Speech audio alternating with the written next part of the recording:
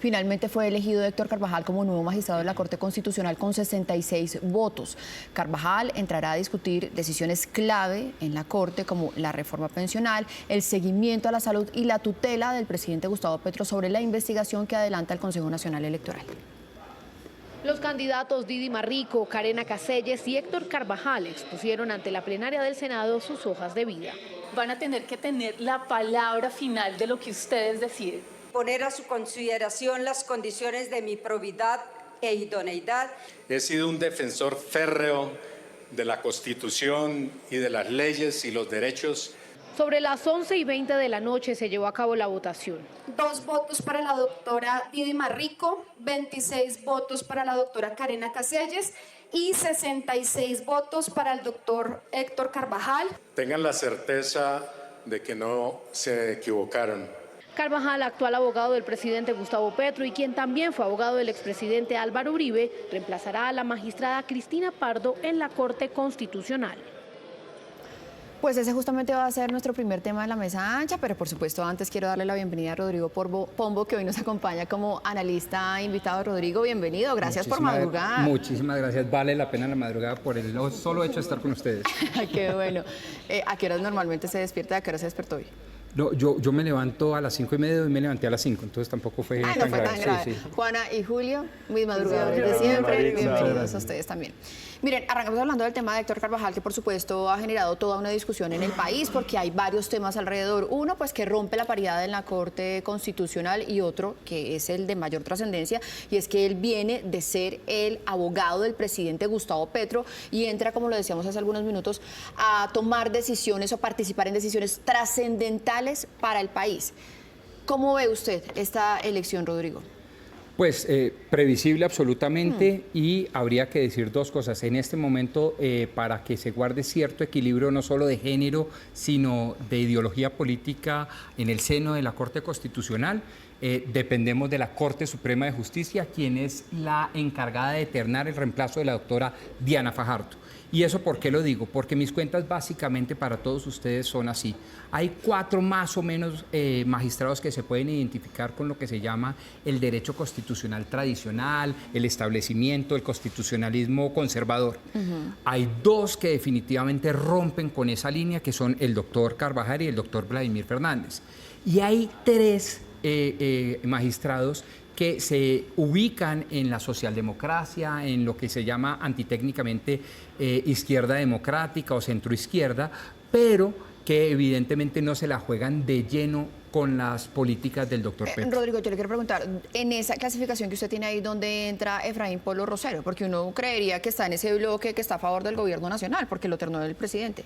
No, el Consejo de Estado. El Consejo de Estado. El Consejo de Estado ternó al doctor... Perdón, pero viene, sí, me excuso, viene de la oficina de Vladimir Fernández, entonces todo el mundo dice, está alineado con el presidente. Venía de la oficina de Vladimir Fernández, pero antes del doctor Linares y antes del doctor Guerrero, desde Guerrero conservador, Linares, digámoslo así, liberal, y Vladimir socialdemócrata. Entonces sí, eso tampoco dice nada. Trabajó sus primeros años con el doctor Germán Vargas Lleras y evidentemente lleva 18 años en la Corte Constitucional. Es sin duda el magistrado más institucional que tiene la Corte, el que más va a celar la Corte. Claro, hay 2 pronunciamientos recientes que han llamado la atención, pero en 3 temas fundamentales yo creo, yo lo ubico, puedo equivocarme, yo lo ubico al doctor Miguel Polo en lo que llamo el derecho constitucional tradicional, que es el tema económico, el tema de orden público y el tema de las grandes defensas sociales de la Constitución. Sí. Juana, por supuesto, como Juana vamos a hablar del tema de la paridad, que es una de las grandes alertas que ha habido alrededor de esta elección. Se rompió la paridad, pero además un poco enlazando eso con lo que acaba de decir Rodrigo, también pone a la Corte como en una camisa de 11 varas, porque casi que le exige que la próxima terna que presente sea de mujeres, para poder mantener de alguna forma el equilibrio. La discusión sobre la paridad no es reciente, digamos que en todos los entes del poder y en todos los entes y estructuras del Estado la paridad todavía queda muy lejos de poder ponerse en práctica, porque no es algo que se tomen en serio las instituciones, quienes la representan y quienes hacen parte de estas instituciones. Por ejemplo, el ejemplo del Congreso de la República. Tenemos un Congreso de la República que se resiste a ser paritario, en el que dicen listas cremallera, en el que haya una mujer, un hombre, para constituir 50-50%, pues el Congreso y los mismos congresistas han rechazado esa propuesta múltiples veces porque dicen que la paridad no significa y no representa absolutamente nada, y lo que se ve reflejado en otras instituciones como son las altas cortes. Carvajal tiene un perfil interesante en cuanto a que es un tipo que se presenta como pluralista, y la votación lo demuestra, ¿no? Partido Verde, Pacto Histórico, conservadores, liberal, Partido de la U y Centro Democrático. Entonces el tipo además vendió su elección como es que yo hablo con todos los sectores, he estado cerca de todos, como he estado cerca del presidente Petro, he estado cerca del expresidente Uribe y he antes auspiciado las conversaciones entre esos sectores. Entonces él a partir de eso se muestra como garantista de la tarea que le viene ahora, pese a que muy seguramente le va a tocar declararse impedido frente a la tutela y la relación con el Consejo Nacional Electoral y este proceso que lleva Petro, porque él fue el apoderado de Petro justamente en esa tutela y no va a poder participar de la discusión. Sobre eso que menciona Juana, es que es cierto, pues él también se eligió, quizás no como los partidos en bloque votando por él, pero se eligió con votos de la oposición. ¿Eso es garantía de algo? No creo. ¿O es la política viva en la elección de un magistrado? Es la política o la politiquería, si uno quisiera, que se expresa en este tipo de votaciones. No creo que sea, digamos, un reflejo necesariamente de sus posiciones, seguramente mejores relaciones, etcétera. Lo que sí es que ayer tuvimos una noche bastante preocupante, por lo menos, para la democracia, ¿no? Por un lado, el presidente un discurso incendiario con simbología antidemocrática en el stage, en la puesta en escena, símbolos comunistas, o sea, símbolos extremistas, antidemocráticos. Y por el otro lado, digamos, el gran garante de la democracia colombiana, ¿no? El guardián de la democracia colombiana, que son las altas cortes, y en concreto la Corte Constitucional, elige a un amigo, digamos, al abogado personal del presidente de la República. Por supuesto, esto no da tranquilidad de ninguna manera, menos con los antecedentes inmediatos que son los de Vladimir Fernández. ¿Cómo ha votado Vladimir Fernández? Pues absolutamente alineado con el gobierno. ¿Cómo llegó Vladimir Fernández? Las dudas son absolutas, ¿no? De hecho, pues, las investigaciones avanzan sobre los métodos que utilizó el gobierno para empujar a su candidato, que en ese momento era Vladimir Fernández, y ayer el Senado, de nuevo, al que le hizo el guiño el presidente, lo elige. No es tranquilizador lo que pasa, ¿no? Cuando la retórica antidemocrática, extremista del presidente va a lograr romper las barreras institucionales que están en esas personas, en ese cuerpo de 9 magistrados, y va a poder pasar del dicho al hecho. Y se rompe la barrera, efectivamente. Si pudiéramos hacer aquí una especie de proyección, ¿cómo podría quedar, por ejemplo, la reforma pensional, que es la que se está evaluando en este momento en la Corte Constitucional y que, digamos, es un poco la que más le interesa a los colombianos? Rodrigo. Es muy posible que quede 6-3. Repito, todo dependerá del sustituto de la 6-3 ¿cómo? 6-3 en favor de la reforma y no de hundir la reforma, o sea en se... contra de la ponencia del doctor Ibáñez, hoy presidente de la Honorable Corte Constitucional. Es decir, ahí están las fuerzas, 6-3, 5-4 en el mejor de los casos, y lo que dice Julio desde el punto de vista político, yo quisiera hacer un análisis más jurídico sobre el particular, pues hay que ponerle mucho atención. Ahí básicamente estamos en este momento entre un 6-3 o un 5-4. Pero es difícil que el derecho constitucional tradicional, conservador, de establecimiento, logre vencer estas fuerzas en el inmediato futuro.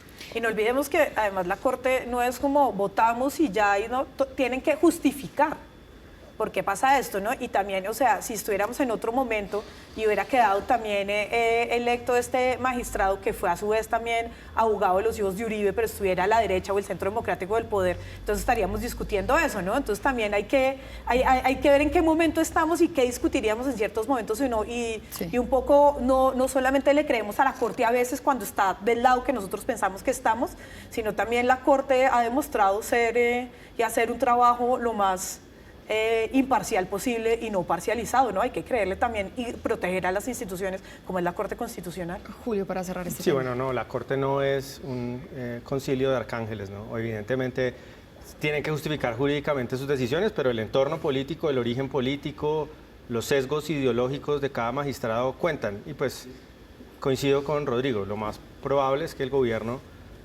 haya logrado, digamos, consolidar unas mayorías que no pongan en riesgo el trámite de su principal interés ahora, que es quizá la única ley relevante de su agenda política que ha logrado aprobar hasta el momento, que es la reforma pensional. Y miren, nuestro siguiente tema aquí en la mesa es algo que pues definitivamente nos duele mucho, con el que llevamos viviendo las que somos mamás hace 18 días acá, conectándonos con el dolor de Angie Bonilla allí en Jamundí, es el secuestro de Liam. Y este es un tema que no es para analizar ni para debatir, sino para hacer un llamado de atención al país entero, para que nos unamos suplicando la liberación de este pequeño, porque nos estamos acostumbrando, se nos está volviendo paisaje las masacres, los asesinatos, las tomas guerrilleras, los carros bomba, pero el secuestro de un niño de 11 años nos tiene que despertar, nos tiene que sacudir y nos tiene que doler distinto. Una reflexión nuevamente y las veces que tengamos que hacerla alrededor de esto. Julio, arranco por usted. Pues quizás un lugar común decir que el futuro del país está en los niños, ¿no? Pero parece que nos olvidamos de eso, parece que nos olvidamos de entender que si no cuidamos, si no protegemos a los niños, si no ponemos en práctica lo que dice la Constitución, que es que los derechos de los niños están por encima de cualquier otro interés, de cualquier otra consideración, pues definitivamente el país no tiene futuro, ¿no? Entonces, el llamado, yo creo, a las autoridades, a todas las personas competentes a que se hagan los máximos esfuerzos, porque no hay otra prioridad distinta a que el niño esté con sus papás nuevamente. Pues yo me atrevería a decir que más que el futuro son el presente de los niños, las niñas, los jóvenes los necesitamos aquí, ahora, estudiando, jugando, siendo felices, desarrollando sus vidas plenamente. Un dato que hace un rato en una entrevista aquí dijo la defensora del pueblo es que está claro que fue un secuestro extorsivo, lo que es gravísimo y que esto nos lleve más allá de Liam, más allá de este caso específico que es dramático, tristísimo, a ver y a revisar las cifras que ha dado la Defensoría, el ICBF, desapariciones de niños, niñas y jóvenes en el país que son alarmantes, ¿no? Es Liam, pero también como él, hay otros niños y niñas que no han podido estar en sus casas y que han sido desaparecidos de sus entornos sanos y libres en los que estaban y en los que se podían desarrollar. Rodrigo, usted que además es papá también. Bueno, le dan uno ganas como de llorar, incluso públicamente, pero tú haces una invitación y te la recojo. Nos dices, los invito a reflexionar. Mi reflexión viene desde muchas razones, pero por razón al tiempo, simplemente diría que si en algo logró avanzar la sociedad colombiana tal cual la ve Rodrigo Pombo, es que hace 30 años dijimos, los niños son el centro de todo. El gran pacto de 1991 de la Constitución Política fue ese, que los niños tienen unos derechos preferentes y prevalentes sobre cualquier cosa. El llamado político era que con las niñez no se puede meter nadie, ni siquiera los grupos armados organizados y la criminalidad. Ese pacto se ha maltrecho, se ha dañado y marchitado en los últimos años y eso me rompe el corazón como papá, como ciudadano, y mi reflexión, respondiendo a tu invitación, es esa. Uno como sociedad puede tener una cantidad de defectos, pero debe tener claridades absolutas sobre lo fundamental, y lo fundamental aquí son ciertamente los derechos prevalentes, preferentes, el consentimiento, el cariño hacia los niños. Claro, entonces la pregunta es, ¿qué tanto se nos han descompuesto esas claridades de las que habla Rodrigo? Y nos preguntamos otra vez, ¿cuál es el país que le estamos prometiendo a los niños de hoy si no les podemos garantizar su seguridad en la infancia?